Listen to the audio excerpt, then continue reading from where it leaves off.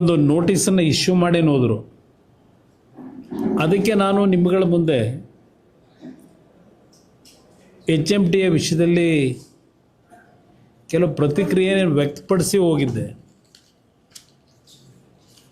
ಅದರ ಹಿನ್ನೆಲೆಯಲ್ಲಿ ನಮ್ಮ ಈಗಿನ ಪಂಚಾಯತ್ ರಾಜ್ನ ಮಂತ್ರಿಗಳು ಮತ್ತು ಹಿಂದಿನ ಅರಣ್ಯ ಸಚಿವರು ಇವರು ಅರಣ್ಯ ಸಚಿವರಾದ ತಕ್ಷಣವೇ ನನ್ನ ಕೇಂದ್ರ ಸರ್ಕಾರದ ಇಲಾಖೆ ತೀರ್ಮಾನಗಳ ಮೇಲೆ ಒಂದು ರೀತಿ ಸಮಸ್ಯೆಗಳನ್ನು ಪ್ರಾರಂಭ ಮಾಡಿದರು. ಅದರಲ್ಲಿ ಪ್ರಮುಖವಾಗಿ ಯಾವೊಂದು ಕುದುರೆಮುಖ QSL ಕಂಪನಿ ಏನಿದೆ, ಆ ಕಂಪನಿಗೆ ನಾನು ಕೇಂದ್ರದಲ್ಲಿ ಮಂತ್ರಿ ಆದ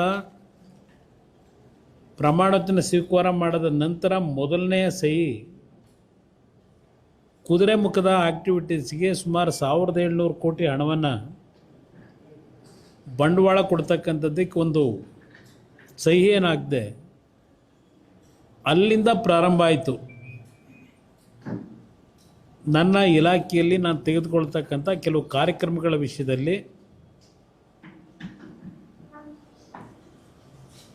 ಅಡ್ಡಿ ಮಾಡ್ತಕ್ಕಂಥದ್ದು ನಿರಂತರವಾಗಿ ನಡೀತಾ ಇದೆ. ನಾನು ಪ್ರಥಮವಾಗಿ ಹೇಳ್ತಕ್ಕಂಥದ್ದು, ಇವತ್ತು ಆ QSL ಏನಿದೆ ಆ ಸಂಸ್ಥೆಯಿಂದ ರಾಜ್ಯ ಸರ್ಕಾರಕ್ಕೆ ಅದು 1970ರಲ್ಲಿ ಪ್ರಾರಂಭ ಆದಂಥ ಸಂಸ್ಥೆ. ಅದು ಆ ಸಂಸ್ಥೆ ಮುಖಾಂತರ ಕುದುರೆಮುಖದಿಂದ ಮಂಗಳೂರಿನ ವರೆಗೆ ಒಂದು ಸ್ಲರಿ ಪೈಪ್ಲೈನ್ನ ದೇಶದಲ್ಲೇ ಪ್ರಥಮವಾಗಿ ನಿರ್ಮಾಣ ಮಾಡಿದಂಥದ್ದು. ಅದು ಮಾಡಲಿಕ್ಕೆ ಕಾರಣ, ಕುದುರೆಮುಖದಲ್ಲಿ ಎಕ್ಸ್ಟ್ರಾಕ್ಷನ್ ಮಾಡ್ತಕ್ಕಂಥ ಮೆಟೀರಿಯಲ್ನ ಮಂಗಳೂರಿನ ಪೋರ್ಟ್ಗೆ ತಲುಪಿಸ್ತಕ್ಕಂಥದ್ದಕ್ಕೆ ಮಾಡಿದಂಥ ಕಾರ್ಯಕ್ರಮಗಳು. ಅದೆಲ್ಲದರ ಬಗ್ಗೆ ನಿಮಗೆ ಚರ್ಚೆ ಮಾಡಲಿಕ್ಕೆ ಹೋಗಲ್ಲ. ಈ ಒಂದು PSU ಕಂಪನಿಯಿಂದ ಸುಮಾರು 2500 ಪರ್ಮನೆಂಟ್ ಎಂಪ್ಲಾಯೀಸು, 10,000 ಕಾಂಟ್ರಾಕ್ಟ್ ಲೇಬರ್ಸು, ಅದರ ಜೊತೆಗೆ ಆನ್ಸಲರಿ ಯೂನಿಟ್ನಲ್ಲಿ ಕೆಲಸ ಮಾಡ್ತಕ್ಕಂಥ 10,000, ಹೀಗೆ ಒಂದು 22,000 ಕಾರ್ಮಿಕರಿಗೆ, ಹಲವಾರು ಇಂಜಿನಿಯರ್ಸ್ಗೆ ನಿರುದ್ಯೋಗದ ಸಮಸ್ಯೆಯನ್ನು ಬಗೆಹರಿಸ್ತಕ್ಕಂಥ ಒಂದು ಕಂಪನಿ ಅದು. ಆ ಕಂಪನಿಯಿಂದ ರಾಜ್ಯ ಸರ್ಕಾರಕ್ಕೂ ಸಹ ತೆರಿಗೆ ರೂಪದಲ್ಲಿ ಸುಮಾರು 3,000 ಕೋಟಿ ಮೇಲೆ ಬಂದಿದೆ ಆ ಕಾರ್ಖಾನೆ ಪ್ರಾರಂಭ ಆದ ದಿವಸದಿಂದ. ಇದೆಲ್ಲ ಒಂದು ಭಾಗ. ಇದು ಹಿಂದೆ 2015ರಲ್ಲಿ ಕೇಂದ್ರದ ಸ್ಟೀಲ್ ಮಿನಿಸ್ಟ್ರು, ಯೂನಿಯನ್ ಮಿನಿಸ್ಟ್ರು, ಕೇಂದ್ರ ಸರ್ಕಾರದ ಮತ್ತು ರಾಜ್ಯದ ಮುಖ್ಯಮಂತ್ರಿಗಳು ಅವರು ಜಾಯಿಂಟ್ ಸಭೆ ಮಾಡಿರ್ತಕ್ಕಂಥದ್ದು ಒಂದು 2015ರಲ್ಲಿ ನಡೆದಿರ್ತಕ್ಕಂಥದ್ದು ಒಂದು ಭಾಗ. 16-17ರಲ್ಲಿ ಇದೇ ಸಿದ್ದರಾಮಯ್ಯನವರು ದೇವದಾರ ಫಾರಂ ಏನಿದೆ, ದೇವದಾರ ಗಣಿ ಪ್ರದೇಶ, ಅದನ್ನು QSL ಕಂಪನಿಗೆ ಕೊಡ್ತಕ್ಕಂಥ ತೀರ್ಮಾನ ಏನು ಮಾಡಿದ್ರು. ಆ ಕಂಪನಿಯಿಂದ ಸುಮಾರು 500 ಕೋಟಿಗೂ ಹೆಚ್ಚಿನ ಹಣ ಆ ದೇವದಾರ ಏರಿಯಾದಲ್ಲಿ ಇವರೇನು ಫಾರೆಸ್ಟ್ ಏರಿಯಾನ ಕೊಟ್ಟರು, ಗಣಿ ಪ್ರದೇಶವನ್ನು 546 ಕೋಟಿ ಹಣ ಕಟ್ಟಿದ್ದಾರೆ ಅದಕ್ಕೆ QSL ಕಂಪ್ನಿಯಿಂದ ದೇವದಾರ ಐರನ್ ಓರ್ ಮೈನಿಂಗ್ಗೆ. ಅದರಲ್ಲಿ 194 ಕೋಟಿ ಅಲ್ಲೇನು ಫಾರೆಸ್ಟ್ನ ಒಂದು ಇಂಪ್ರೂವ್ಮೆಂಟ್ ಮಾಡೋದಕ್ಕೆ, ಮರ ಕಡದ ಕಡೆ ಮತ್ತು ವೈಲ್ಡ್ ಲೈಫ್ ಮ್ಯಾನೇಜ್ಮೆಂಟಿಗೆ, ಇದೆಲ್ಲದಕ್ಕೂ ಸೇರಿ ಒಂದು 194 ಕೋಟಿ ಹಣ ಕೊಟ್ಟಿದ್ದಾರೆ. Stamp duty and other charges ರಿಜಿಸ್ಟ್ರೇಷನ್ಗೆ 329 ಕೋಟಿ ಕೊಟ್ಟಿದ್ದಾರೆ. ಇದು ಸರ್ಕಾರ ಕಟ್ಟಿಸ್ಕೊಂಡು ಸಹ ಇವತ್ತಿನವರೆಗೆ ಎಷ್ಟು ದಿನ ಆಯಿತು? 2 ವರ್ಷ ಆಯಿತು. ಇವತ್ತಿನವರೆಗೆ ಅಲ್ಲಿ ಯಾವುದೇ ರೀತಿ ಸರ್ಕಾರ ಸಹಕಾರ ಕೊಡಲಿಲ್ಲ. ಅಲ್ಲಿ ಇದೇ ಮಹಾನ್ ಭಾವ ಏನು ನೆನ್ನೆ ಹೇಳಿಕೆ ಕೊಟ್ಟವ್ರೆ ನಮ್ಮ ಪಂಚಾಯತ್ ರಾಜ್ ಸಚಿವರು, ಪಾಪ ನನಗೆ ಸಲಹೆ ಕೊಟ್ಟಿದ್ದಾರೆ. ಸಲಹೆಯನ್ನು ಕೊಡ್ತಾರೆ, HMT ಅರಣ್ಯ ಭೂಮಿ ಕುಮಾರಸ್ವಾಮಿ ಆರೋಪಕ್ಕೆ ಕಂಡ್ರೆ ತಿರುಗೇಟು, ಉಕ್ಕಿನ ಕಾರ್ಖಾನೆ ಪುನಶ್ಚೇತನಗೊಳಿಸಲಿ ಅಂತ ಒಂದು ಹೇಳಿಕೆ ಕೊಟ್ಟವ್ರೆ. QSLನ ಮುಗಿಸೋದಕ್ಕೆ ಏನು ಮಾಡಿದ್ದೀರಿ? ನಾನು ಇವರು ಯಾವಾಗ QSL ಕಂಪ್ನಿ ಹಲವಾರು ಜನ ನಿರುದ್ಯೋಗಿಗಳು, ಸಾವಿರಾರು ನಿರುದ್ಯೋಗಿಗಳು ಬೀದಿಗೆ ಬರ್ತಾರಲ್ಲ ಅಂತೇಳಿ ನಮ್ಮ NMDC ಸಂಸ್ಥೆಯಿಂದನೇ ಅವ್ರಿಗೆ ಐರನ್ ನೂರು ಕೊಡಿಸಿ ಇಲ್ಲಿವರೆಗೆ ತಳ್ಳಿದ್ದೀನಿ. ಕಾರ್ಖಾನೆ ಇನ್ನೂ ಜೀವ ಕೊಟ್ಟಿದ್ದೀನಿ. ಅದನ್ನು ಒಂದು ಕಡೆ ನಾವು NMDCಗೆ ಮರ್ಜ್ ಮಾಡಿ ಏನಾದರೂ ಮಾಡಿ ಆ ಕಾರ್ಖಾನೆ ಉಳಿಸ್ಬೇಕು, 1970 ಪ್ರಾರಂಭ ಆಗಿರೋದು ಅಂತಕ್ಕಂಥದ್ದಕ್ಕೆ ನಾನು ನಿರಂತರವಾಗಿ ಪ್ರಯತ್ನ ಪಡ್ತಾ ಇದ್ದೀನಿ. ನೀವು ಸರ್ಕಾರದಲ್ಲಿ ಕೊಟ್ಟಿರೋ ಕೋಆಪ್ರೇಷನ್ ಏನು ನಮಗೆ ಇಲ್ಲಿ ಹೇಳ್ತೀರಿ ಉಕ್ಕಿನ ಕಾರ್ಖಾನೆ ಪುನಶ್ಚೇತನಗೊಳಿಸಲಿ ಅಂತ ಹೇಳಿ. ನಾನು ಭೀಮಣ್ಣ ಎಂತ ಕಂಡ್ರೆ ಈಶ್ವರ ಕಂಡ್ರೆ ಕೇಳಿ ನಾನು ಮಾಡಬೇಕಾ? ಈ ರಾಜ್ಯಕ್ಕೆ ನನಗೆ ಸಿಕ್ಕಿರ್ತಕ್ಕಂಥ ಅವಕಾಶದಲ್ಲಿ ಯಾವ ಥರ ಈ ಒಂದು ರಾಜ್ಯಕ್ಕೆ ನನ್ನ ಇಲಾಖೆಯಿಂದ ಕಾರ್ಯಕ್ರಮ ತರಬೇಕು ಅಂತಕ್ಕಂಥದ್ದಕ್ಕೆ ಈಶ್ವರ ಖಂಡ್ರೆಯಿಂದ ನಾನು ಹೇಳಿಸ್ಕೋಬೇಕಾಗಿಲ್ಲ. ಪದೇ ಪದೇ HMTಯ ಕಾರ್ಖಾನೆಯ ವಿಷಯದಲ್ಲಿ ಇಲ್ಲಿ ಹೇಳಿಕೆ ಕೊಟ್ಟಿದ್ದಾರೆ. 7 ಕೋಟಿ ಕನ್ನಡಿಗರ ಆಸ್ತಿ. ಹೌದಪ್ಪ, ನಂದು ಆಸ್ತಿ ಅಲ್ಲ, ನಿಂದು ಆಸ್ತಿ ಅಲ್ಲ, ಅದು ರಾಜ್ಯದ 7 ಕೋಟಿ ಕನ್ನಡಿಗರ ಆಸ್ತಿನೇ. ಇದು ಕರ್ನಾಟಕದ ಆಸ್ತಿ. ನೀನು ಹೇಳಿದ ಮೇಲೆ ನನಗೇನು ಮನವರಿಕೆ ಆಗಿಲ್ಲ. ಇದು ನಾನು ಕೇಳಲಿಕ್ಕೆ ಬಯಸ್ತೀನಿ ನಮ್ಮ ಮಂತ್ರಿಗಳಿಗೆ.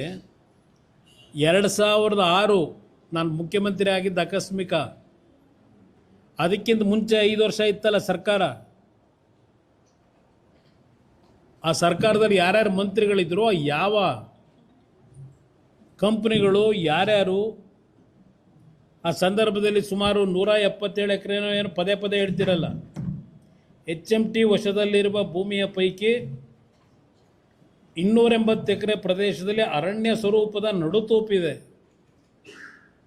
ಹೋಗೋಣ ಎಲ್ಲ ಇದೆಲ್ಲಿ 280 ಎಕರೆ ನಡುತೋಪಿ ಎಷ್ಟು ಮರ ಇದೆ ಅಲ್ಲಿ ಅಂತ ನೋಡೋಣಂತೆ. ಮಾಧ್ಯಮ ಸ್ನೇಹಿತರು ಅವ್ರನ್ನೂ ಬರೋಕ್ಕೆ ಕೇಳ್ಬಿಡಿ, ಹೋಗೋಣಂತೆ ನೋಡೋಣ, ಪರೀಕ್ಷೆ ಮಾಡೋದ ನಡುತೋಪನ. ಅದರಲ್ಲಿ ನಡುತೋಪಿದೆ. ಪಕ್ಕದಲ್ಲಿರುವ ಪಾಳು ಬಿದ್ದ ಕಟ್ಟಡಗಳಲ್ಲಿ ಸಿನಿಮಾ ಧಾರಾವಾಹಿ ಶೂಟಿಂಗ್ ನಡೆಯುತ್ತಿದೆ. ಅರಣ್ಯ ಭೂಮಿಯನ್ನು ಅಕ್ರಮವಾಗಿ ವಾಣಿಜ್ಯ ಉದ್ದೇಶಕ್ಕೆ ಬಳಸುತ್ತಿದೆ. ಅಕ್ರಮವಾಗಿ 165 ಎಕರೆ ಭೂಮಿಯನ್ನು ಕೇವಲ 300 ಕೋಟಿಗೆ ಮಾರಾಟ ಮಾಡಿದೆ. ಕುಮಾರಸ್ವಾಮಿ ಸ್ಥಳಕ್ಕೆ ಭೇಟಿ ನೀಡಿ ಇದೆಲ್ಲವನ್ನು ಪರಿಶೀಲಿಸಲಿ ಎಂದು ಸವಾಲು ಹಾಕಿದರು. ಇದಕ್ಕೆ ನಾನು ಹೇಳ್ತಾ ಇದ್ದೀನಿ, ಈಗ ಇಲ್ಲಿ ಅಕ್ರಮವಾಗಿ HMT ಅವರು ವಾಣಿಜ್ಯ ಉದ್ದೇಶಕ್ಕೆ ಬಳಸ್ಕೊಂಡವ್ರೆ ಅಂತ ಹೇಳ್ತಾರಲ್ಲ. ನಿಮ್ಮದೇ ಸರ್ಕಾರ ಇದೆ, ಅಲ್ಲಿ ಯಾವ್ಯಾವ ಅಪಾರ್ಟ್ಮೆಂಟ್ಗಳು ಕಟ್ಟಿದ್ದಾರೆ, ಏನೇನು ಆಗಿದೆ ಅಲ್ಲಿ 160 ಎಕರೆಯಲ್ಲಿ ಯಾರ್ಯಾರ ಪಾಲು ಏನಿದೆ ಸರ್ಕಾರ ಇಟ್ಕೊಂಡಿದ್ದೀರಲ್ಲ. ಅರಣ್ಯ ಇಲಾಖೆ ಮಂತ್ರಿ ಇದ್ರಲ್ಲ, ಈ 160 ಎಕರೆ ಪ್ರದೇಶ ಮಾರಾಟ ಮಾಡಿದ್ರಲ್ಲ, 2 ವರ್ಷದಿಂದ ಮಾಡಿದ್ದೇನೆ ನೀವು ಅರಣ್ಯ ಇಲಾಖೆ ಸಚಿವರಾಗಿ.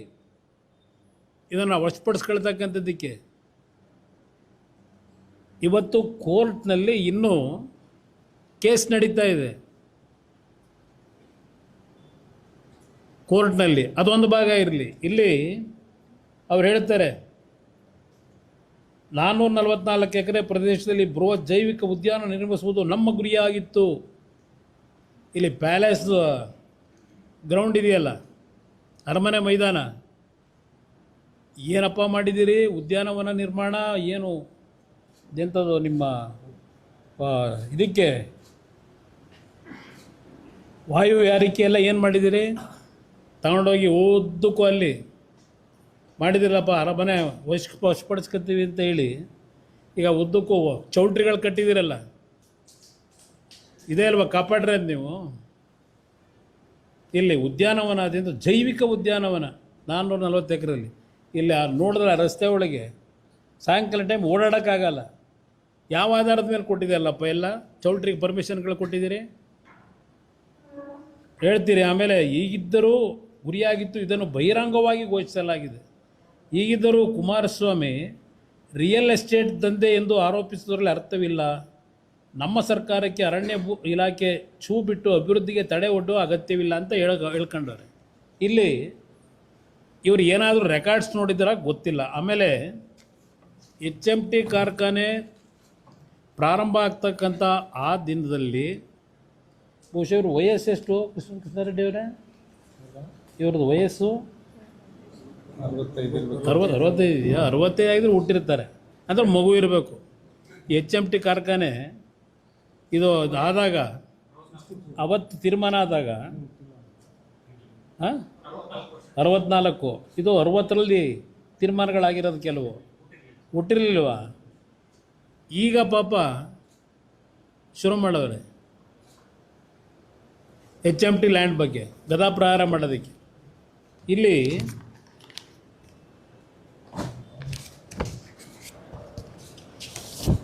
ಪದೇ ಪದೇ ಎಷ್ಟು ಸಲ ನಾನು ಹೇಳೋದು ಇವರಿಗೆ, ನಾನು ಏನೋ ಒಂದು HMT ಕಾರ್ಖಾನೆ ನಾನು 2 ವರ್ಷದಿಂದ ಪಡ್ತಿರೋ ಶ್ರಮ ನನಗೆ ಗೊತ್ತು. ಅದನ್ನು ಯಾವ ರೀತಿ ರಿವೈವ್ ಮಾಡಿಸ್ಬೇಕು ಅಂತೇಳಿ ಪ್ರಧಾನಮಂತ್ರಿಗಳು ಆರ್ಥಿಕ ಸಚಿವರನ್ನ ಮನವೊಲಿಸ್ತಕ್ಕಂಥದ್ದಕ್ಕೆ ಡಿಸ್ಇನ್ವೆಸ್ಟ್ಮೆಂಟ್ ಆಗಿದೆ. ಅಂಥದಕ್ಕೆ ಒಂದು ಕಾಯಕಲ್ಪ ಕೊಡಬೇಕು ಅಂತ ಹೇಳಿ ನಾನು ಹೊರಟ್ರೆ ನನಗೆ ಬೆಂಬಲ ಕೊಡಬೇಕು ಇವರು, ಇದನ್ನು ಹಾಳು ಮಾಡಲಿಕ್ಕೆ ಹೊರಡಬೇಕು ಇವರು. ನ್ಯಾಷನಲ್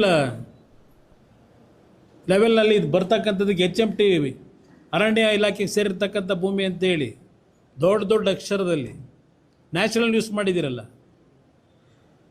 ಇದೆಂಥದ್ದು GCC 500 ಇಂಥದ್ದು ಮಾಡ್ತಾರೆ. ನೆನ್ನೆ ಅಲ್ಲೆಲ್ಲ ಭಾಷಣ ಮಾಡಿ ಬಂದವ್ರು ನಮ್ಮ ಮುಖ್ಯಮಂತ್ರಿಗಳು.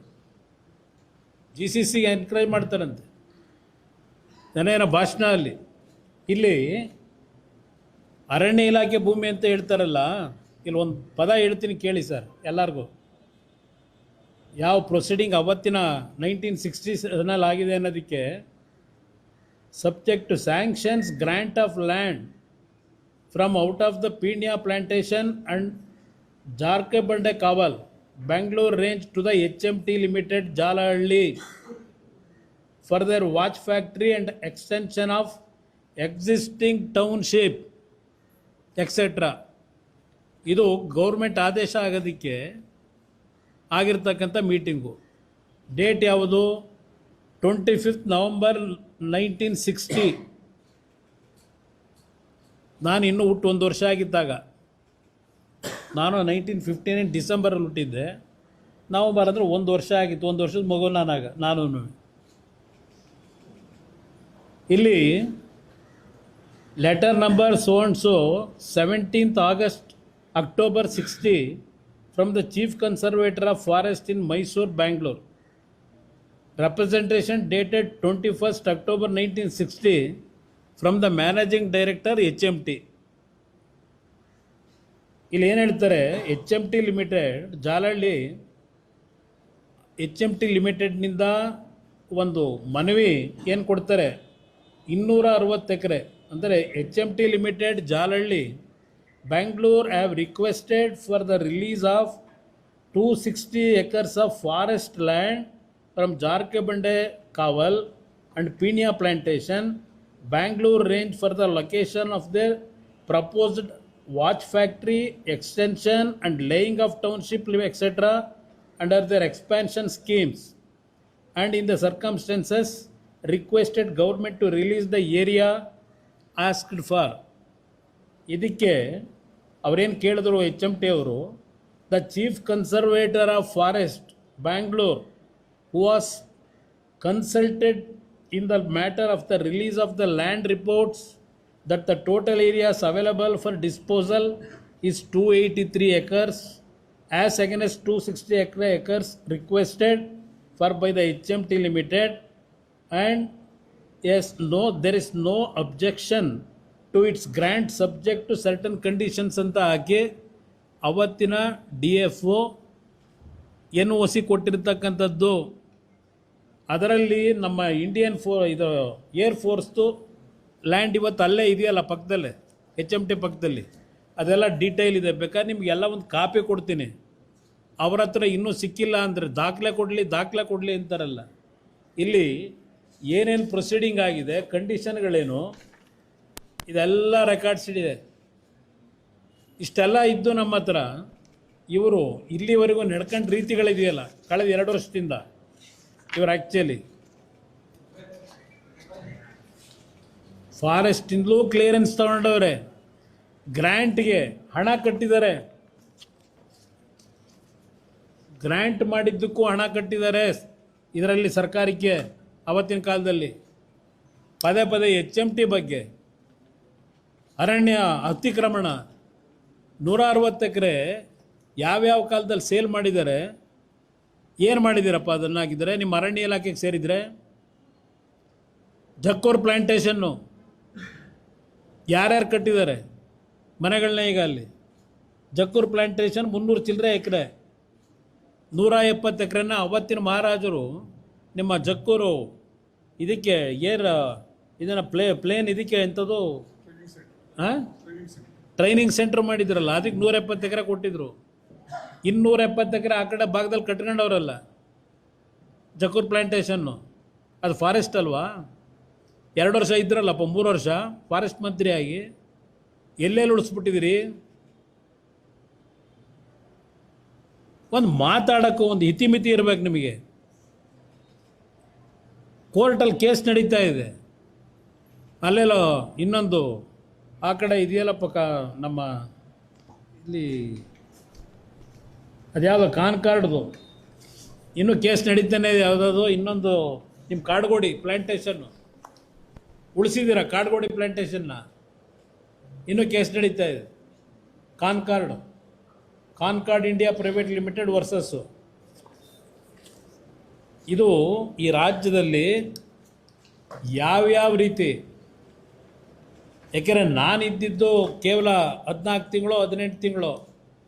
ಆ 18 ತಿಂಗಳಿನಲ್ಲಿ ಇದೇ ಏರಿಯಾದಲ್ಲಿ HMT ವ್ಯಾಪ್ತಿಗೆ ಬರ್ತಕ್ಕಂಥ ಯಾವುದೇ ಭೂಮಿಯನ್ನು ರಿಜಿಸ್ಟ್ರೇಷನ್ ಮಾಡಬಾರ್ದು ಅಂತ ಹೇಳಿ ಸರ್ಕಾರದಿಂದ ಡೈರೆಕ್ಷನ್ ಕೊಟ್ಟು ನಿಲ್ಲಿಸದೆ ನಾನು ಮುಖ್ಯಮಂತ್ರಿ ಆದಮೇಲೆ. ಅದಕ್ಕಿಂತ ಮುಂಚೆ 160 ಎಕರೆ ಮಾರಾಟ ಮಾಡಿದ್ದೀರಲ್ಲ, ಸರ್ಕಾರದ ಸ್ವಾಮಿಗೆ ಕೊಟ್ಟಿದ್ರೆ ಓಕೆ, ಇಸ್ರೋಗೋ ಇನ್ನೊಂದು ಕೊಟ್ಟಿದ್ರೆ ಅದು ಸರ್ಕಾರಕ್ಕೆ ಸೇರಿರ್ತಕ್ಕಂಥದ್ದು. ಅದರಿಂದ ದೇಶಕ್ಕೆ ಏನೋ ಒಂದು ಕಾಂಟ್ರಿಬ್ಯೂಷನ್ ಇದೆ. ಇನ್ನುಳಿದಿದೆಯಲ್ಲಪ್ಪ ಕಟ್ಟಿದಾರಲ್ಲ ಮಲ್ಟಿ ಸ್ಟೋರ್ಡ್ ಬಿಲ್ಡಿಂಗ್ಗಳು, ಯಾವ್ಯಾವ ಪ್ರೈವೇಟ್ ಕಂಪ್ನಿಗಳಿಗೆ, ಯಾವ್ಯಾವ ಬಿಲ್ಡರ್ಗಳಿಗೆ ಕೊಟ್ಟಿದ್ರಿ? ತನಿಖೆ ಮಾಡಿ ಏನಾದರೂ ನೋಟಿಸ್ ಕೊಟ್ಟಿದ್ದೀರಾ ಅವರಿಗೆ?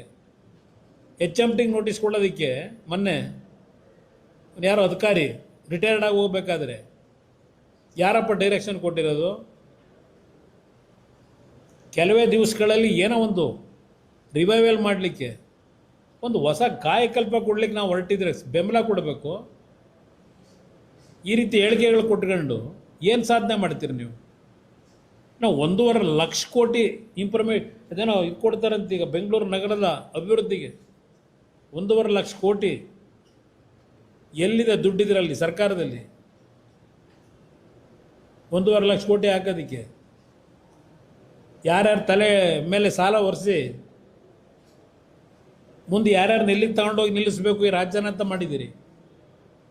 ಇದಲ್ಲದೆ ಬೆಂಗಳೂರಿನಂಥವು ಇನ್ನೂ ಮಾದರಿಯಾಗಿ ಇನ್ನೂ ಟೈರ್ 2 ಟೈರ್ 3 ಕಟ್ತಾರಂತೆ ಸಿಟಿಗಳನ್ನ. ಬೆಂಗಳೂರು ಥರ ಬೆಂಗಳೂರನ್ನ ಮಹಾನ್ ಚೆನ್ನಾಗಿ ಕಟ್ಟಿದ್ದೀರಿ. ಈಗ ಕೆಂಪೇಗೌಡರು ಕಟ್ಟಿದ ಬೆಂಗಳೂರು ನೋಡ್ತಾ ಇಲ್ವ? ಈಗ ಸಿಂಗಾಪುರ ಮಾಡಿರೋದನ್ನ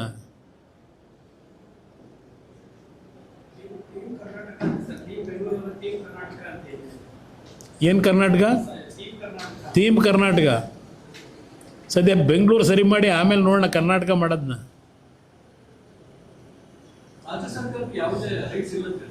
ಯಾವುದಕ್ಕೆ? ಇದು 60ರಲ್ಲಿ ಬರ್ಕೊಟ್ಟವ್ರೆ, ಅದು ಓದಬೇಕಾ ಎಲ್ಲ ಕಂಪ್ಲೀಟು? ಇಲ್ಲ ಕಾಪಿ ಕೊಡ್ತೀನಿ ನೋಡಿ ಏನು ಹೇಳ್ತಾರೆ.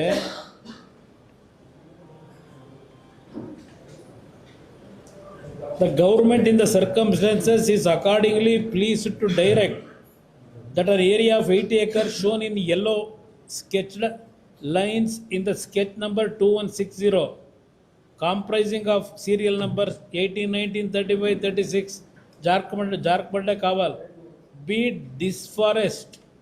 disforested and placed at the disposal of the revenue department forthwith for assignment in favor of the HMT. ಡಿಸ್ಫಾರೆಸ್ಟು ಮಾಡಿದ್ದಾರೆ. ಇದೆಲ್ಲ ಆಗಿ ಹ್ಯಾಂಡ್ ಓವರ್ ಮಾಡಿದ್ದಾರೆ ಅವರಿಗೆ. ಆಮೇಲೆ ಹಲವಾರು ಕಂಡೀಷನ್ ಹಾಕಿದ್ದನ್ನೆಲ್ಲ ಫುಲ್ಫಿಲ್ ಆಗಿದೆ ಮೀಟಿಂಗ್ಗಳಾಗಿ. ಡಿಫೆನ್ಸ್ ಲ್ಯಾಂಡು ಎಷ್ಟು ಬಿಡಬೇಕು ಡಿಫೆನ್ಸ್ನವರಿಗೆ, ರಸ್ತೆ ಏನು ಮಾಡಬೇಕು ಡಿಫೆನ್ಸ್ ಇದಕ್ಕೆ ಡಿಸರ್ವ್ ಆಗದಾಗೆ ಹಲವಾರು ರೀತಿಯಲ್ಲಿ ಕಂಡೀಷನ್ಗಳು ಅವತ್ತು ಹಾಕಿ ಫುಲ್ಫಿಲ್ ಮಾಡಿ ಕ್ಲಿಯರ್ ಮಾಡಿರೋದು. ಇದನ್ನು ತಗೊಂಡೋಗಿ ನಮ್ಮ ಅರಣ್ಯ ಇಲಾಖೆ ಸೇರಿರ್ತಕ್ಕಂಥದ್ದನ್ನು ಸ್ವೇಚ್ಛಾಚಾರವಾಗಿ ಮಾರಾಟ ಮಾಡಿಬಿಟ್ರು. ಓದಕ್ಕೆ ಬರಲ್ವಾ ಏನಾಗಿದೆ ಅಂತ ಹೇಳಿ? ಎಷ್ಟು ಸಲ ರಿಕ್ವೆಸ್ಟ್ ಮಾಡಿದ್ದೀನಿ. ಇವತ್ತು ಕರ್ನಾಟಕ ರಾಜ್ಯ ಸರ್ಕಾರಕ್ಕೂ ನಮ್ಮ ಇಲಾಖೆಯಲ್ಲಿರ್ತಕ್ಕಂಥ PSU ಕಂಪ್ನಿಗಳಲ್ಲಿ ಇರ್ತಕ್ಕಂಥ ಡಿಫರೆನ್ಸ್ಗಳಿಗೆ ಒಂದು ಮೀಟಿಂಗ್ ಕರೀರಿ, ನಾನೇ ಬರೋಕ್ಕೆ ತಯಾರಾಗಿದ್ದೀನಿ, ಚರ್ಚೆ ಮಾಡೋಣ, ಕೂತು ಸಾಲ್ವ್ ಮಾಡೋಣ ಇದನ್ನೆಲ್ಲ ಅಂತೇಳಿ ನಾನು ಈ ರಾಜ್ಯದ ಮುಖ್ಯಮಂತ್ರಿಗೆ ರಿಕ್ವೆಸ್ಟ್ ಮಾಡಿಸಿದ್ದೀನಿ. ಹಿಂದೆ ಇದ್ದವ್ರಿಗೆ ಈಗಿರೋರಿಗಲ್ಲ. ಅದರಿಂದ ಪದೇ ಪದೇ ಸುಳ್ಳು ಆಪಾದನೆ ಮಾಡಿ ಅವತ್ತು 25,000 30,000 ಕೆಲಸಗಾರರಿದ್ದರು, ಇವತ್ತೆಲ್ಲ 100-150 ಜನ ಇರ್ಬೋದು. ಅದಕ್ಕೆ ಏನೋ ಒಂದು ಹೊಸ ಒಂದು ಜೀವ ಕೊಡಬೇಕು ಅಂತ ಹೊರಟ್ರೆ ನನಗೆ ಬೆಂಬಲ ಕೊಡಬೇಕು ನೀವು. ಈ ರಾಜ್ಯ ಸರ್ಕಾರ ಕಾಲಿಡಿದು ಎಳಿಬೇಕು ನೀವು, ಅಡ್ಡಿ ಮಾಡ್ಕೊಂಡು ಪ್ರತಿಯೊಂದಕ್ಕೂ. ಉಕ್ಕಿನ ಕಾರ್ಖಾನೆಯನ್ನು ಹೇಳೋರಲ್ವಾ, ನಾನು ಇವ್ರ ಕೈಯಲ್ಲಿ ಹೇಳಿಸ್ಕೋಬೇಕಾ? ಪಕ್ಕದ ಆಂಧ್ರ ಪ್ರದೇಶದಲ್ಲಿ 1,30,000 ಕೋಟಿ ಇನ್ವೆಸ್ಟ್ಮೆಂಟ್ ಮಾಡಿ ಆರ್ಸೆಲರ್ ಮಿಟ್ಟಲ್ ಆ್ಯಂಡ್ ನಿಪ್ಪಾನ್ ಕಂಪ್ನಿ, ನಾನೇ ಫೌಂಡೇಶನ್ ಸ್ಟೋನ್ಗೆ ಹೋಗಿದ್ದೆ. ಅವ್ರು ಏನೇನು ಸಹಕಾರ ಕೇಳಿದ್ರು ನಮ್ಮ ಇಲಾಖೆ ಅಂತ ಕೊಟ್ಟಿದ್ದೀವಿ. ಇಲ್ಲಿ ಯಾತಕ್ಕೆ ಬಂದಿದ್ದೀರಪ್ಪ? ಇಲ್ಲಿ ಯಾರು ಬಂದವ್ರು? ಇಲ್ಲಿ ಬಂದವ್ರಿಗೆಲ್ಲ ಕೇಳಬೇಕಾಗಿದೆ ನಾವು, ಬನ್ರಪ್ಪ ಅಂತ. ಇವರು ಏನು ಯಾರು ಮಾಡದೇ ಇರೋದು ಮಾಡಿದ್ದೀವಿ ಅಂತಾರೆ. ಹೇಳಮ್ಮ ಹೇಳಿ. ಹಾಂ, ಒಬ್ಬೊಬ್ರು ಕೇಳಿ.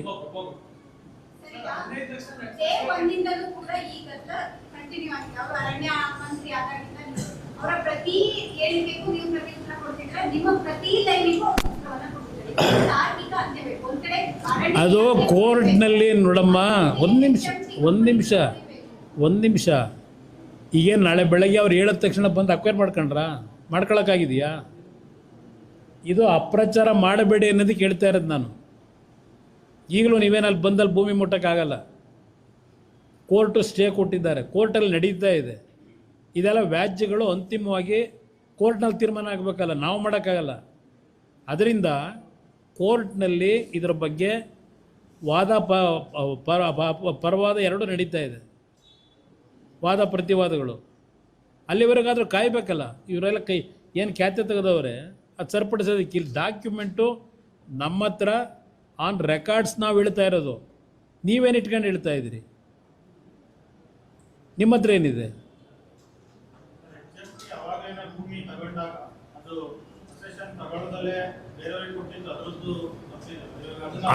ಅದು ನೋಡಿ, ಅದು ರಾಜ್ಯ ಸರ್ಕಾರ ಮಾಡಬೇಕು. ನಾನಿದ್ದಾಗ ಆಗಿರೋದಲ್ಲ. ನಾನು ಮುಖ್ಯಮಂತ್ರಿ ಇದ್ದಾಗಲೂ ಆಗಿಲ್ಲ, ಈಗಲೂ ಆಗಿಲ್ಲ. ಅದನ್ನು ನಾನು 2006ರಲ್ಲೇ ಫೈಂಡ್ ಔಟ್ ಮಾಡಿ ಹೇಳಿದ್ದೀನಿ, ತನಿಖೆ ಆಗಬೇಕು ಅಂತ ಹೇಳಿ. ಫರ್ದರ್ ಯಾವುದು ರಿಜಿಸ್ಟ್ರೇಷನಲ್ಲಿ ಮಾಡಬಾರ್ದು ಅಂತ ಹೇಳಿದ್ದೀವಿ ಆಗಲೇ.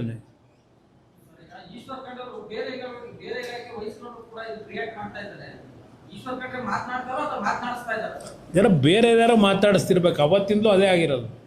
ಅವರು ಅರಣ್ಯ ಇಲಾಖೆ ಸಚಿವರಾದ ಮೇಲೆ ನಿಜವಾದ ಅರಣ್ಯ ಪ್ರದೇಶ ಬಿಡ್ಸೋಕೆ ಹೋಗಿಲ್ಲ. ಬರೀ HMT QS ಬರೀ ಇದರಲ್ಲೇ ಅವರೇ. ಎಷ್ಟು ಪ್ರದೇಶ ಬಿಡಿಸಿದಿರಿ? ಎಷ್ಟು ಅರಣ್ಯ ಪ್ರದೇಶ? ಜಕ್ಕೂರ್ಗೆ ಹೋಗಿ ನೋಡಿದ್ದೀರಾ? ಜಕ್ಕೂರ್ ಪ್ಲಾಂಟೇಶನ್ ಏನಾಗಿದೆ? ಏನೇನು ರೆಕಾರ್ಡ್ಗಳು ತಿದ್ರು? ಯಾರ್ಯಾರಲ್ಲವ್ರೀಗ ಅಲ್ಲಿ ಜಕ್ಕೂರ್ ಪ್ಲಾಂಟೇಶನಲ್ಲಿ? ಈಗ ಕಾಡ್ಗೋಡಿ ಪ್ಲಾಂಟೇಶನ್ 600 ಎಕರೆನೋ 700 ಎಕರೆನೋ ಏನಾಗಿದೆ ಇವತ್ತದು? ಏನಾದ್ರು ಬಿಡಿಸಿದ್ದೀರಾ?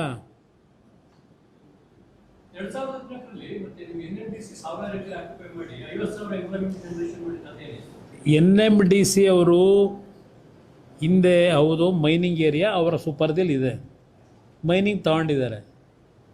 ದೇಶದ ಹಲವಾರು ಪ್ರದೇಶದಲ್ಲಿ NMDCಯಿಂದ ಮೈನಿಂಗ್ ಎಕ್ಸ್ಟ್ರಾಕ್ಷನ್ ಆಗ್ತದೆ. ನಾಟ್ ಓನ್ಲಿ ಇಂಡಿಯಾ, ಈವನ್ ಅಬ್ರಾಡಲ್ಲೂ ಇದೆ ಆ್ಯಕ್ಟಿವಿಟೀಸು NMDCಯಿಂದ.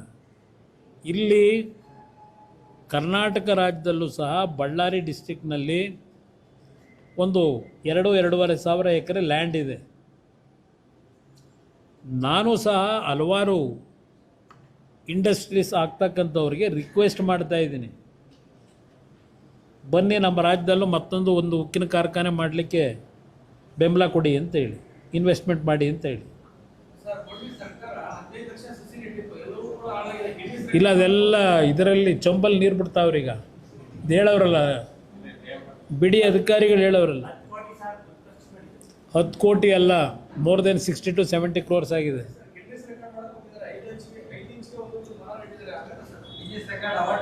ಅದು ಯಾರೋ ಬಹುಶಃ ಭತ್ತ ನಾಟಿ ಮಾಡೋರನ್ನ ಕರ್ಕೊಂಬಂದವ್ರೆ, ಮರ ನೆಡೋರನ್ನ ಕರ್ಕೊಂಬಂದಿಲ್ಲ. ಭತ್ತ ನಾಟಿ ಮಾಡೋರನ್ನ ಕರ್ಕೊಂಬಂದು ಗಿನ್ನಿಸ್ ರೆಕಾರ್ಡ್ ಮಾಡವ್ರೆ.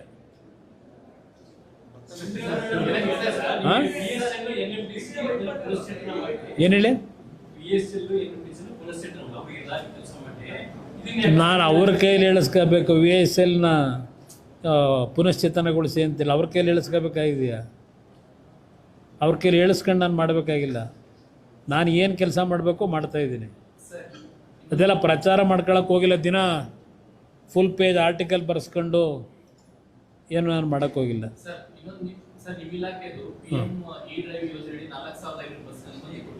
ಅದು ಎಳ್ಳು ನೀರು ಬಿಡಕ್ಕೆ ಹೊರಟವ್ರೆ. 4,500 ಬಸ್ ಬಗ್ಗೆನೂ ದಿನ ಖ್ಯಾತೆ ನಡೀತಿದೆಯಲ್ಲ, ಯಾಕೆ? ಈಗ ಬೇರೆ ರಾಜ್ಯದವರು ಯಾಕೆ ಡಿಮ್ಯಾಂಡ್ ಇದೆ ಬಸ್ಗಳು ಕೊಡಿ ಅಂತ ಹೇಳಿ?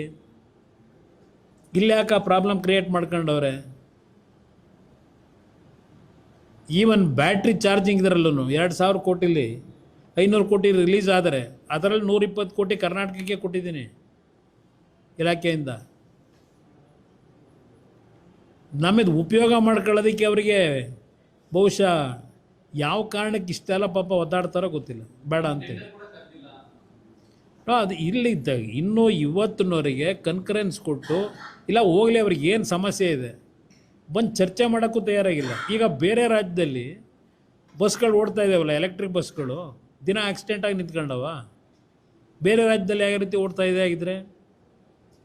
ದೆಹಲಿನಲ್ಲಿ ಅಷ್ಟು ಬಸ್ಗಳು ಓಡ್ತಾ ಇದ್ದಾವಲ್ಲ, ದಿನ ಆಕ್ಸಿಡೆಂಟ್ ಆಗಿದೆಯಾ? ಓಲಿ ಕೂತು ಏನು ಸಮಸ್ಯೆ ಬಗೆಹರಿಸ್ಬೇಕು, ಎಲ್ಲಿ ಅದು ಏನು ಮಿಸ್ಟೇಕ್ ಇದೆ ಬಂದು ಚರ್ಚೆನಾದರೂ ಮಾಡಬೇಕಲ್ಲ. ಅದು ಮಾಡಲಿಲ್ಲ ಇವತ್ತಿನವರೆಗೆ. ಯಾವ ಸ್ವಾಭಿಮಾನ ಅವರಿಗೆ?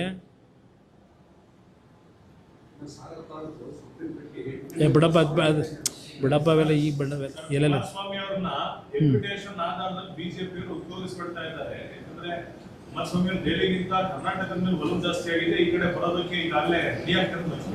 ನೋಡಿ.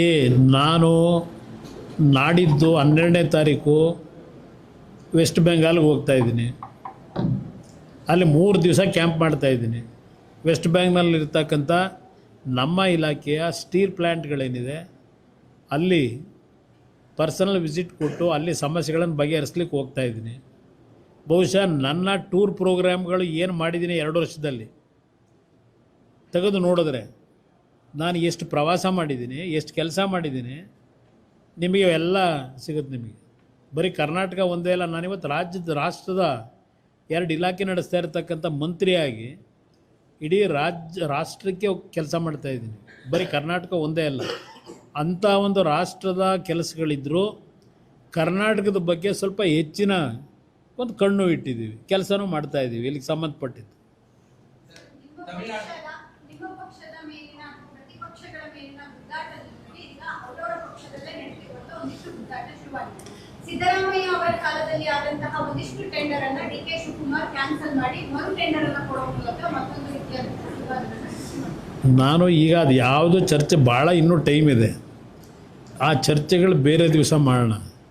ಇವತ್ತು ನನಗೆ HMT ವಿಷಯದಲ್ಲಿ ನಾಡಿನ ಜನತೆಗೆ ಹೇಳ್ತೀನಿ, ಈ ಸರ್ಕಾರದ ನಡವಳಿಕೆ ಏನಿದೆ, ಈ ನಡವಳಿಕೆ ಬಗ್ಗೆ ಕನ್ನಡಿಗರು ಗಮನ ಹರಿಸಬೇಕು ಅಂತಕ್ಕಂಥದ್ದು ನಾನು ಮನವಿ ಮಾಡ್ತಾ ಇದ್ದೇನೆ. ಅದಕ್ಕೋಸ್ಕರ ಇವತ್ತು ಈ ಪ್ರೆಸ್ ಮೀಟನ್ನು ಕರೆದಿದ್ದೀನಿ. ಇದು ಜೊತೆಗೆ ನಾನು ಮೊದಲು ಈ ಸರ್ಕಾರಕ್ಕೆ ಇನ್ನೊಂದು ಇದ್ರ ಜೊತೆಗೆ ಈ ಕೈಗಾರಿಕೆ ವಿಷಯದಲ್ಲಿ ಚರ್ಚೆ ಮಾಡ್ತಾ ಇದ್ದೇನೆ. ಇನ್ನೊಂದು ಸರ್ಕಾರಕ್ಕೆ ನಾನು ಹೇಳ್ತಕ್ಕಂಥದ್ದು ಪ್ರಮುಖವಾಗಿ, ಇತ್ತೀಚೆಗೆ ಮಂಡ್ಯ ಜಿಲ್ಲೆಯಲ್ಲಿ ಕಬ್ಬು ಬೆಳೆಗಾರರ ಬೆಳೆ ಒಣಗೋಗಿದೆ, ನೀರು ಬಿಡದೆ, ಮಳೆಯಾಗಿದೆ. ಇವತ್ತು ಸ್ವಲ್ಪ ಏನೋ 10,000 15,000 ಕ್ಯೂಸೆಕ್ಸ್ ನೀರು ಬರ್ತಾ ಇದೆ.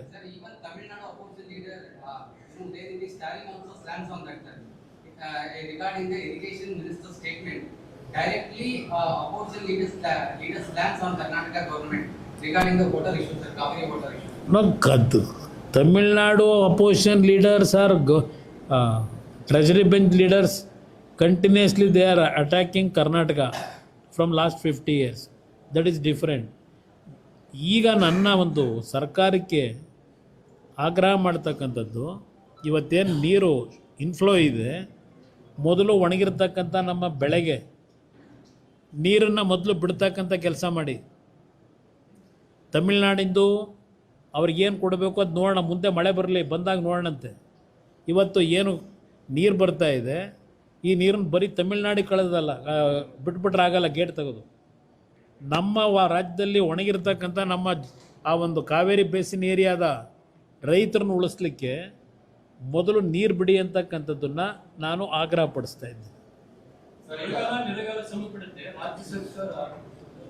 ಈಗ ರಾಜ್ಯದಲ್ಲಿ ಒಂದು ಕಡೆ ಬರಗಾಲ, ಮಳೆ ಕೊರತೆ ಇದೆ, ಮತ್ತೊಂದು ಕಡೆ ಒಳ್ಳೆ ಮಳೆನೂ ಆಗ್ತಾ ಇರತಕ್ಕಂಥ ಪ್ರದೇಶವೂ ಇದೆ.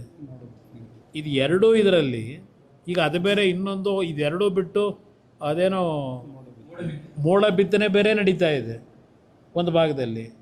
ಇದೆಲ್ಲ ಇದ್ದು ರಾಜ್ಯದ ಮುಖ್ಯಮಂತ್ರಿಗೆ ಅವರ ಮಂತ್ರಿಗಳಿಗೆ ಹೇಳ್ತಕ್ಕಂಥದ್ದು, ಬಹುಶಃ ನಮ್ಮ ರಾಜ್ಯದಲ್ಲಿ ಇನ್ನೂ ಕೃಷಿ ಸಚಿವರು ಮುಖ್ಯಮಂತ್ರಿಗಳೇ ಇರಬೇಕೇನೋ, ಇನ್ನೂ ಯಾರನ್ನೂ ಮಾಡಿಲ್ಲ.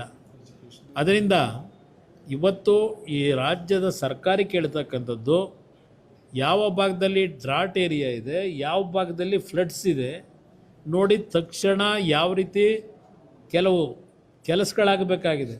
ಆ ರೈತರ ಮತ್ತು ಗ್ರಾಮೀಣ ಪ್ರದೇಶ ಜನರ ಬದುಕಿನ ಒಂದು ಸಮಸ್ಯೆಗಳೇನಿದೆ ಬಗೆಹರಿಸ್ತಕ್ಕಂಥದ್ದಕ್ಕೆ ಗಮನ ಕೂಡ ಸೂಕ್ತ. ಇವರು ಪಾಪ ಈಗೇನೋ ಹೊರಟಿದ್ದಾರೆ, ಬೀದರ್ಗೆ ಹೋದರು, ಅನುಭವ ಮಂಟಪದ ದರ್ಶನ ಮಾಡ್ಕೊಂಡು ಬಂದಿದ್ದಾರೆ.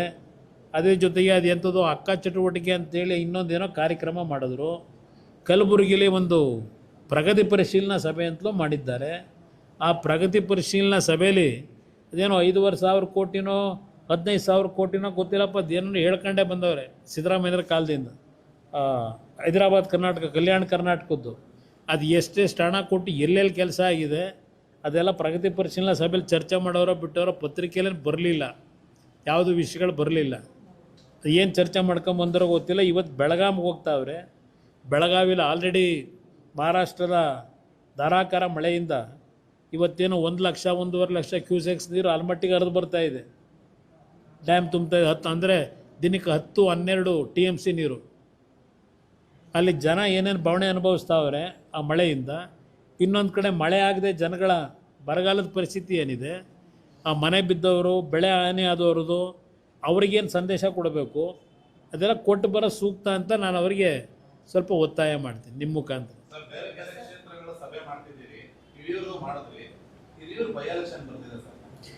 ನೋ, ಬರೀ ಬೈ ಎಲೆಕ್ಷನ್ಗೋಸ್ಕರ ನಾನು ಮಾಡ್ತಾ ಇಲ್ಲ.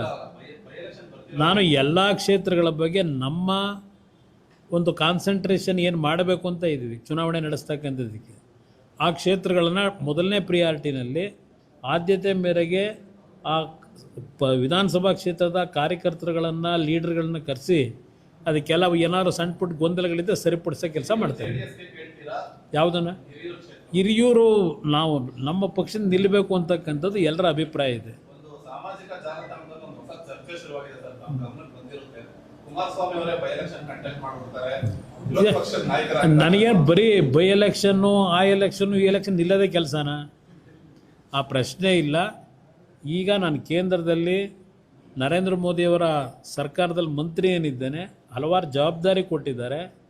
ಆ ಜವಾಬ್ದಾರಿ ನಿರ್ವಹಣೆ ಮಾಡ್ತಕ್ಕಂಥದ್ರ ಕಡೆ ನನ್ನ ಗಮನ. ಅದ್ರ ಜೊತೆಗೆ JDS ಮತ್ತು BJP ಮೈತ್ರಿ ಪಕ್ಷದ ಮುಖಾಂತರ ಕರ್ನಾಟಕದಲ್ಲಿ ಇಂಥ ಒಂದು ಕೆಟ್ಟ ಸರ್ಕಾರ ಏನಿದೆ ತೆಗಿತಕ್ಕಂಥ ನಿಟ್ಟಿನಲ್ಲಿ ನಾನು ಹೋರಾಟ, ಇದು ಒಂದು ನನಗೊಂದು ಜವಾಬ್ದಾರಿ ಇದೆ. ಆ ಕೆಲಸ ಮಾಡ್ತಾ ಇದ್ದೀನಿ.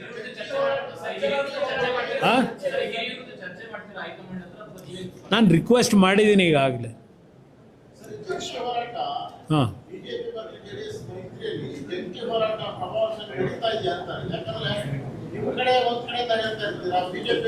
ಯಾವುದನ್ನ ಯಾವ್ದು ಹೇಳಿ? ಈಗೆಲ್ಲ ಈಗ ಹೊಸದಾಗಿ SIRನ ಒಂದು ಚಟುವಟಿಕೆ ಶುರುವಾದ ಮೇಲೆ ಬಹುಶಃ ಎರಡೂ ಪಕ್ಷಗಳು ಒಟ್ಟಿಗೆ ಒಂದೇ ಧ್ವನಿಯಾಗಿ ಹೋಗ್ತಾ ಇರೋದಕ್ಕೆ ನೋಡ್ತಾ ಇದ್ದೀರಿ. ಒಂದು ಒಟ್ಟಿಗೆ ಹೋಗ್ತಕ್ಕಂಥ ಒಂದು ವಾತಾವರಣ ನಿರ್ಮಾಣ ಆಗಿದೆ. ಅದು ಮುಂದುವರಿಸ್ತೀವಿ ಮುಂದಿನ ದಿನಗಳಲ್ಲಿ. ಹಾಂ, ಏನು ಹೇಳಿ? ಹಾಂ, SIR ಪ್ರಕ್ರಿಯೆ ನಡೆಯೋಕ್ಕೂ ಅಧಿವೇಶನಕ್ಕೂ ಸಂಬಂಧ ಇಲ್ಲ. ಇವತ್ತು ಅಧಿವೇಶನ ಕರೀತಕ್ಕಂಥದ್ದು ಸೂಕ್ತ ನನ್ನ ಅಭಿಪ್ರಾಯದಲ್ಲಿ. ಹಲವಾರು ವಿಷಯಗಳು ಇವತ್ತು ವಿಧಾನಸಭೆಯಲ್ಲಿ ಚರ್ಚೆ ಆಗ್ತಕ್ಕಂಥ ವಿಷಯಗಳಿದೆ. ಆ ದೃಷ್ಟಿಯಿಂದ ವಿಧಾನಸಭೆ ಕಲಾಪ ಮಾಡೋದು ಸೂಕ್ತ. ಯಾರು ತಾತ್ಕಾಲಿಕ ಅಂದರೆ ಅದು ನಾಳೆ ಬೆಳಗ್ಗೆ ಅದು ಎಂಡಾಗುತ್ತಾ? ಇನ್ನೂ 2 ವರ್ಷ ಅವಧಿ ಇದೆ. 3 ವರ್ಷ ಪಾರ್ಲಿಮೆಂಟ್ನ ಸದಸ್ಯತ್ವನೂ ಇದೆ. 3 ವರ್ಷ ಕೇಂದ್ರ ಸರ್ಕಾರದ ಒಂದು ಅವಧಿನೂ ಏನಿದೆ. ಇವತ್ತು ಮಂತ್ರಿ ಆಗಿದ್ದೇನೆ, ಅಲ್ಲಿ ಕೆಲಸ ಮಾಡ್ತಾ ಇದ್ದೇನೆ, ಜವಾಬ್ದಾರಿ ಕೊಟ್ಟಿದ್ದಾರೆ. ಇಲ್ಲಿ ರಾಜ್ಯದಲ್ಲಿ ಅಲ್ಲಿ ತಾತ್ಕಾಲಿಕವಾದ ಕೆಲಸ ಅಂತ ಹೇಳಿದೆ. ಹಂಗಂತ ಹೇಳಿದ್ರೆ ಇಲ್ಲಿಗೆ ವಾಪಸ್ ಬಂದುಬಿಡ್ತೀನಿ ಅಂತ ಅಲ್ಲ. ನಾನು ಇಲ್ಲೇ ಇನ್ನೂ ಪಕ್ಷದ ಸಂಘಟನೆಗೂ ನಂಗೆ ಜವಾಬ್ದಾರಿ ಏನಿದೆ. ಇದರ ಜೊತೆಗೆ ಕೇಂದ್ರ ಸರ್ಕಾರದಲ್ಲಿ ನರೇಂದ್ರ ಮೋದಿಯವರು ನನಗೆ ಒಂದು ರೆಸ್ಪಾನ್ಸಿಬಿಲಿಟಿಯನ್ನು ಕೊಟ್ಟಿದ್ದಾರೆ. ಆ ರೆಸ್ಪಾನ್ಸಿಬಿಲಿಟಿಗಳನ್ನು ನಡೆಸ್ತಕ್ಕಂಥ ಮುಂದಿನ 3 ವರ್ಷ ನನಗೆ ಅವಧಿ ಇದೆ. ಅಲ್ಲೂ ಕೆಲಸ ಮಾಡ್ತೀನಿ, ಇಲ್ಲೂ ಪಕ್ಷದ ಸಂಘಟನೆ ಮಾಡ್ತೀನಿ.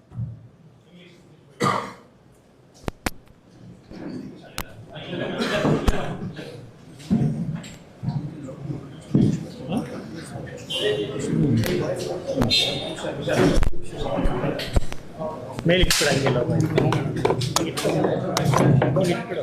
ಎಷ್ಟಾಗುತ್ತೆ?